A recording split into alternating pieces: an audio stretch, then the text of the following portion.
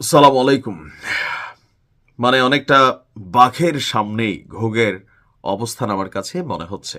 বাঘের সামনে ঘোগের অবস্থান এই কারণে বললাম যে গেল পরশুদিন থেকে হরমুজ প্রণালী, ঐতিহাসিকভাবে সবাই জানেন এই এরিয়াটা সাগরের খুবই গুরুত্বপূর্ণ এরিয়া, যেটা ইরানের মানে দখলে আছে।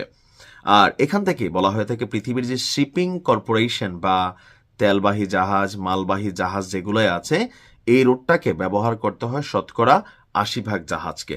সো এই রোডটা খুবই গুরুত্বপূর্ণ। তো সেই হরমুজ প্রণালীতেই আপনার গত পরশু থেকে সামরিক মহড়া শুরু করেছে ইরান।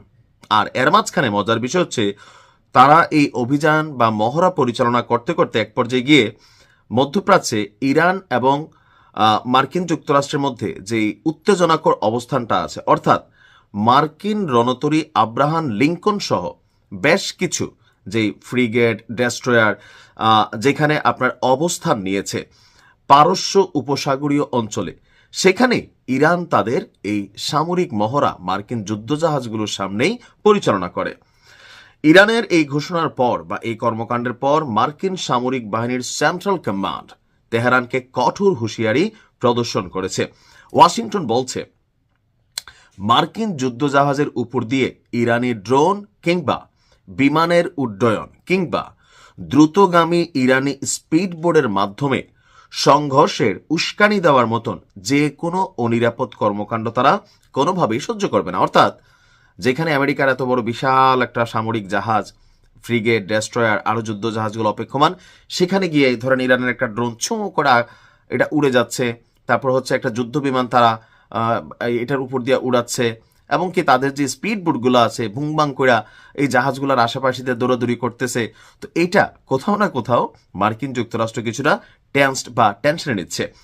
গেল কয়েক সপ্তাহ ধরে চলমান উত্তেজনার মধ্যে গতকালকে যখন এই দৃশ্যপট সামনে আসছে, তখনই এ নিয়ে আন্তর্জাতিক মহলে ইরানের সাহস নিয়ে নতুন করে আরো একবার প্রশংসার জায়গা তৈরি হয়েছে। আপনারা যে ছবিটা দেখছেন, এই ছবিটার মধ্যে আমিও ছবিটা ভালো করে দেখছি যে বিশাল বড় দেখেন যুদ্ধ জাহাজের এখানে অপেক্ষমান জেটি, আর এখান থেকে ঠিক অল্প কিছু দূরেই মার্কিন যুক্তরাষ্ট্রের যে সামরিক নৌবহর সেটা অপেক্ষমান।